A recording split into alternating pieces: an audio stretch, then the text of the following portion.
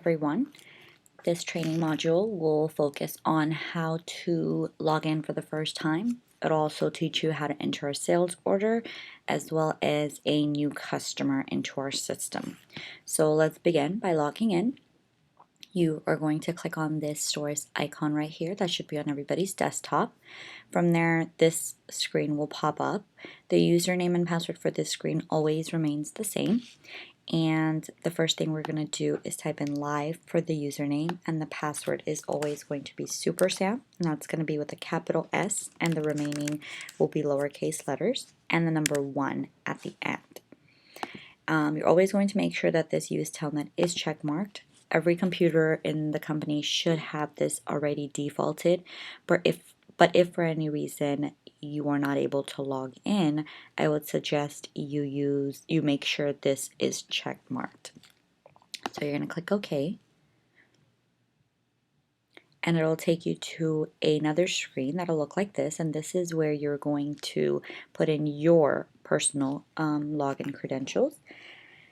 And when I log in for the first time, I always make sure everything is in uppercase letters because Stores is very case sensitive. So I'm going to log in for the first time. I'm going to type in my user ID and I'm going to push the tab button. When I push the tab button, this pops up and it says you must have a password. This is because we let our employees choose their own passwords, and we do highly suggest you do not share your credentials with anybody. Right here I'm going to put in my new password, my password that I want to create.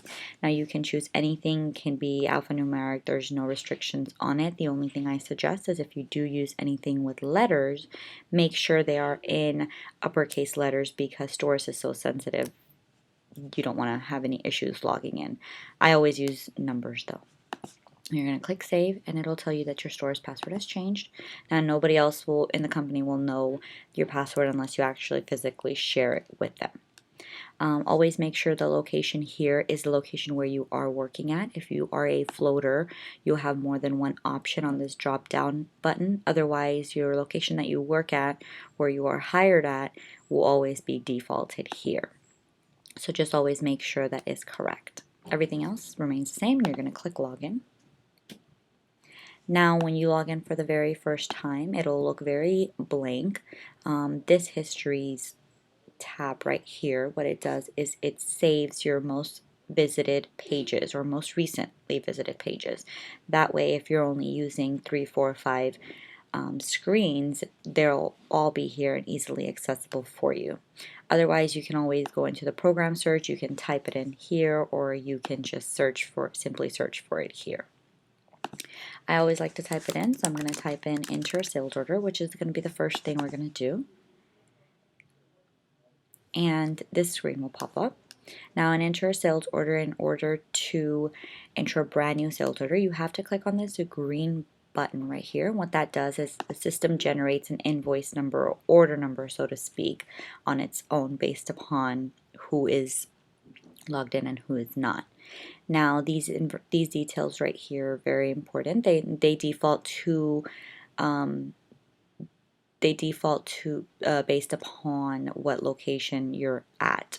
So obviously the date is going to be the current date, and it's always going to say this is a sales order, and it's always going to say delivery, and the store is always going to be where you are defaulted to. Now you have the option to change this delivery to customer pickup or take with. We don't use the other ones, but you can change it here.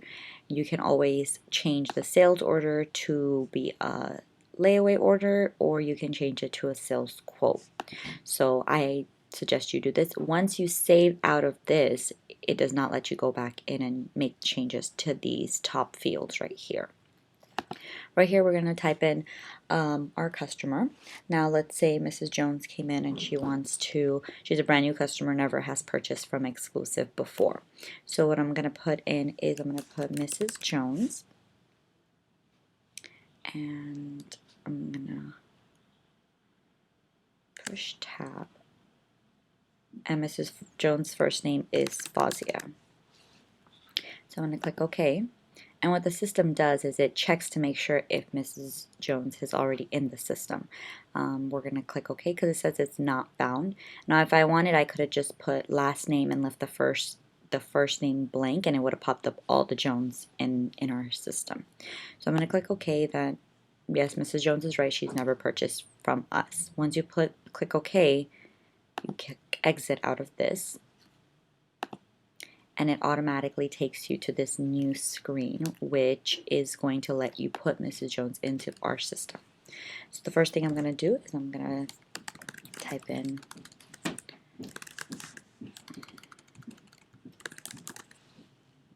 the first name. If you have any referrals, you can put that in here as well. The address for Miss Jones.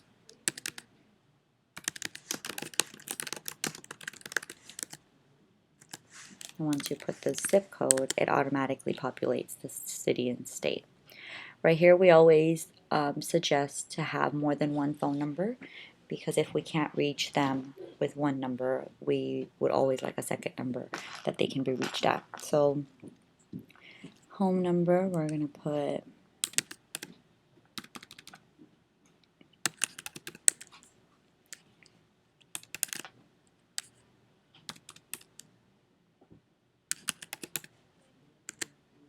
and if she does have a work number, then we can put that in as well.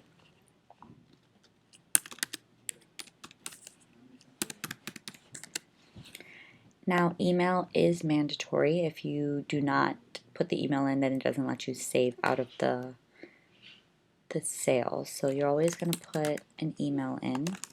And make sure these are legitimate emails. We do check these, and we do make sure that whoever is putting fake email addresses, they do get penalized for them. So please make sure you are putting the correct email addresses. This helps you and helps us as well.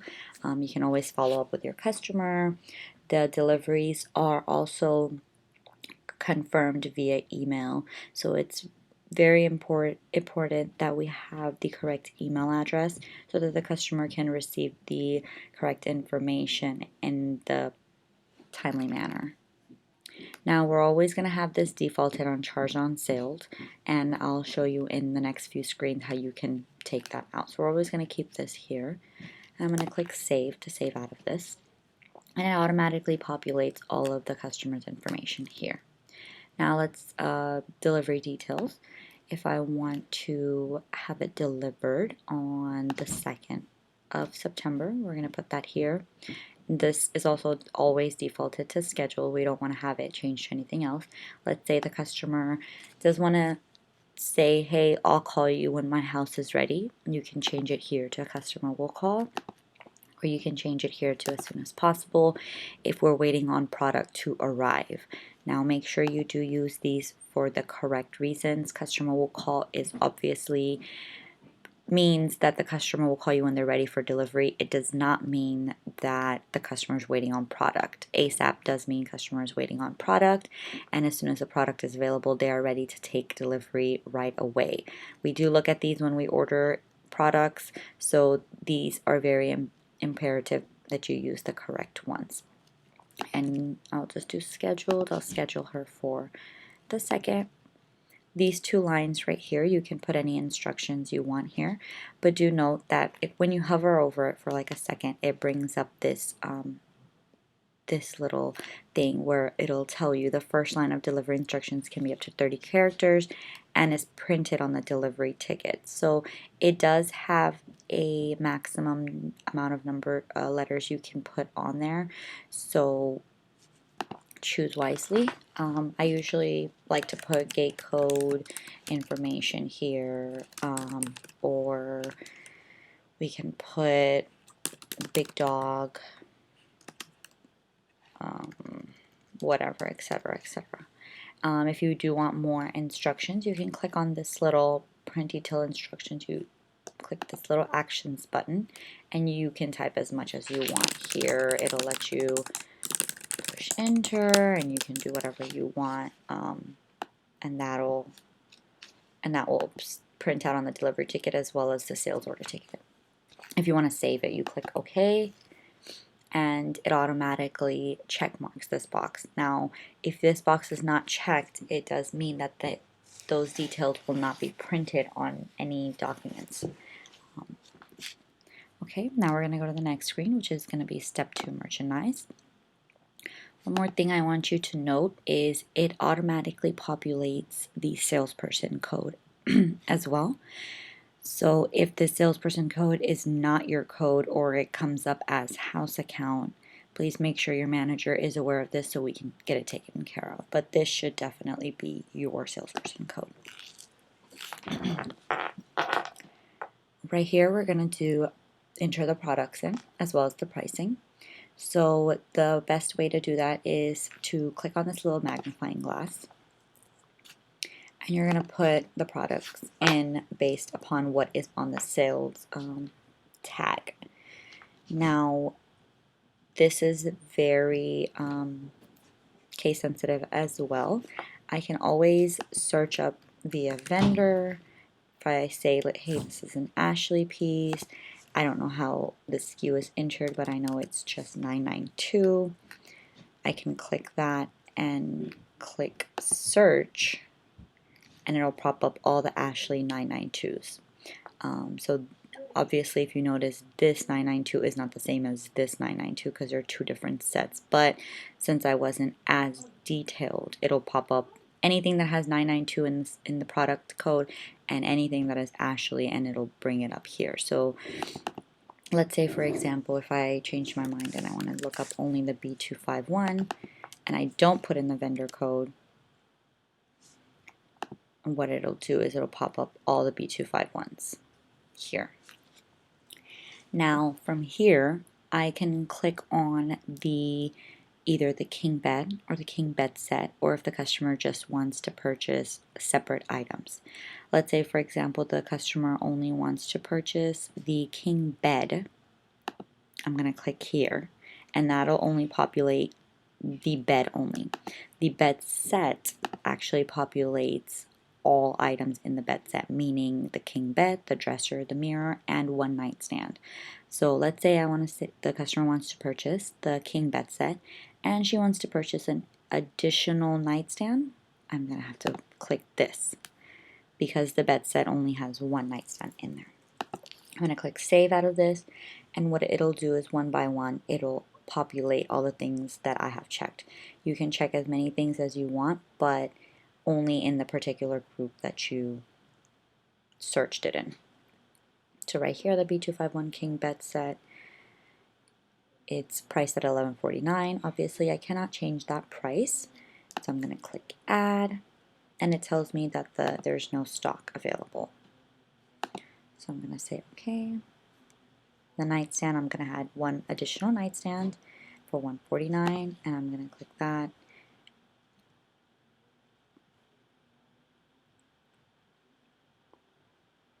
Okay, now let's say, for example, if the customer changes their mind and they want to delete it out, all I have to do is double click this product and click the minus button, and it says, are you sure you want to delete this line? Yes, I do. And they actually changed their mind. They don't want the B251 because it's not available in stock.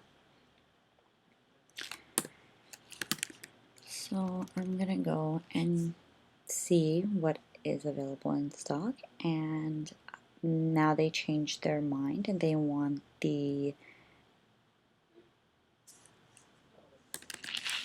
B175 by Ashley. Now if you notice, there's a scroll over button.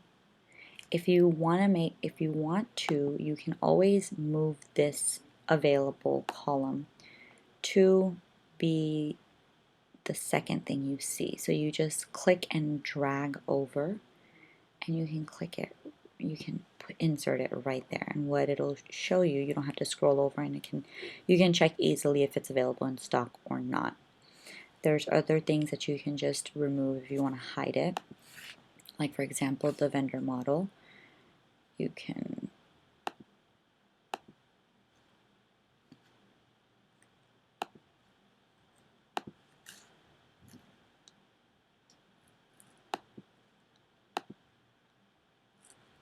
click on the arrow button, and I'm going to uncheck vendor model. So it's going to hide vendor model. The vendor and brand is always going to be the same, so I can just hide one of them. And what it does is it just kind of cleans it up for me, and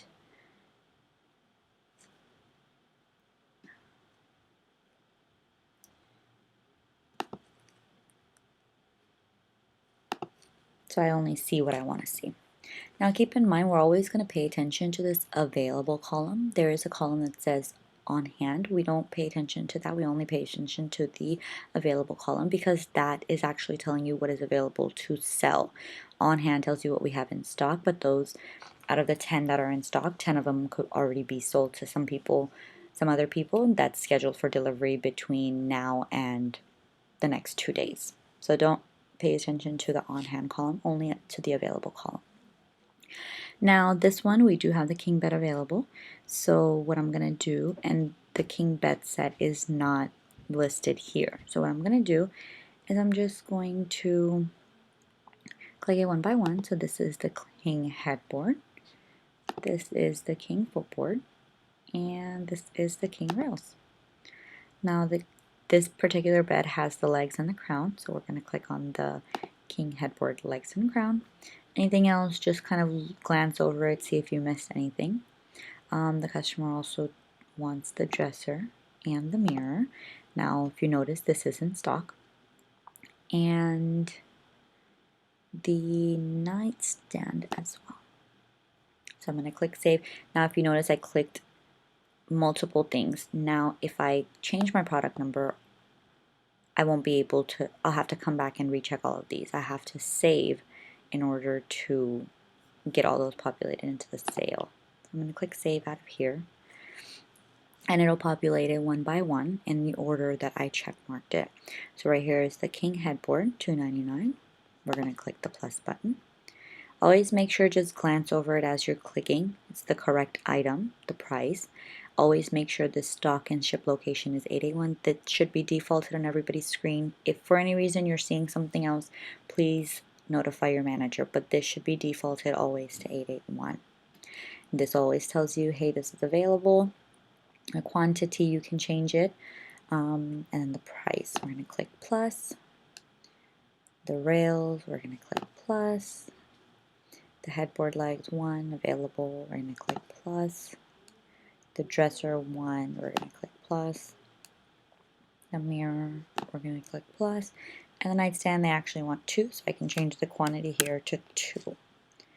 And I'll click plus. Now notice how this doesn't reserve it for you already. It's because of the delivery date. The sales do reserve within, if your delivery is within the 8-day period, it does reserve it within that amount of time. Now if we go to step 3, it tells you your subtotal is the $18.55. Your delivery is already defaulted at $129. You're not able to change this at all. It doesn't let you change it. If you do want to give a discount, this is manager overridden discount. And right here, also just before we move on to the next screen, always make sure all the items are here. And the extended prices as well. If you notice that the one price for nightstand times it by 2 is this. We're going to go to step 3. This is the subtotal. It automatically calculates the sales tax, the delivery. Now let's say I want to put in the payments that the customer has made. I'll always click on this little button right here, and what it'll do is it'll populate all of the pay methods, and so we have everything that we do offer as payment methods for the customer. Always make sure you choose the correct financing terms. For example, if it's 12 months, 18 months, 24 months, whatever the case might be. Same thing with Synchrony. Since we do have 3 programs that we run off of the Synchrony program, make sure you do click on the correct program. This just helps our accounting stay up to date, so there's no issues. Everything else should be in here. Now let's say, for example, out of the $21.47, the customer wants to pay some in cash and some in credit and some on finance. What I'm going to do is I'm going to click cash first. Then I'm going to put in the amount that he paid me in cash. So he actually paid me $150 in cash. So I'm going to say okay, put the plus sign. And then he wants to pay me in credit card. Once you get the hang of it, you'll remember the initials or abbreviations for each payment method. So credit card is going to be CC. You always put in the last 4 digits of the customer's credit card number. This helps us tally up to make sure we did receive this amount within our credit card machine. So let's say this customer's last 4 is 5890. I'm going to click save, and they're actually only paying $300. You can always click this little X, $300 with their credit card. I'm going to click save right here, and then the remaining balance, which it tells you right here, the $16.97, they want to finance with Wells Fargo. So I'm going to go ahead and go to Wells Fargo, and they're actually going to do 18 months. So I'm going to click on this 18 months, Wells Fargo, and they're going to do this remaining balance, which is $16.97.68. I'm going to save that, save out of that. Now it tells me that the balance is 0. If for any reason the customer does change their mind and say, oh, you know what, I want to take this cash back, we can go in here, double click it, and click remove. And they say, oh, I actually want to pay that with credit card or check. Whatever the case might be, we can make the changes here. Now keep in mind, once you save out of this, this screen will not let you do this. This is all before I push save for the very first time. It'll let you make these changes. So let's say he changed to a check. And click tab, and the check number is going to be, make sure you put the check number in, and I click save right here, and those changes have been made. Okay, so that is all, and that's how you enter a sales order. Now this customer is done. What we're going to do is we're going to click save, and we're going to want to print this out and click save, and it'll print to your default printer. Right here it does ask you for some information. Did you sell this customer an extended warranty or anything? And you're going to say yes, or you're going to say no. So I'm going to say no because I did not sell this customer an extended warranty. But this is also a reminder to ask the customer. You can always go back and sell them the warranty. So I'm going to click save out of this. Sorry, you don't have to put N for no. I'm going to click save, and it'll print the sale, and the sales invoice will typically look like this.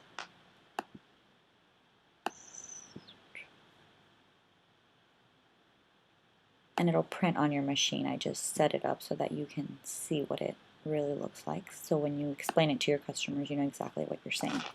So these are the notes that I had put in into the detailed, and this is where it prints right here. The gate code is obviously the one that I had put in into the first line, which was this line right here. And then the other ones was what I had put in into the detailed.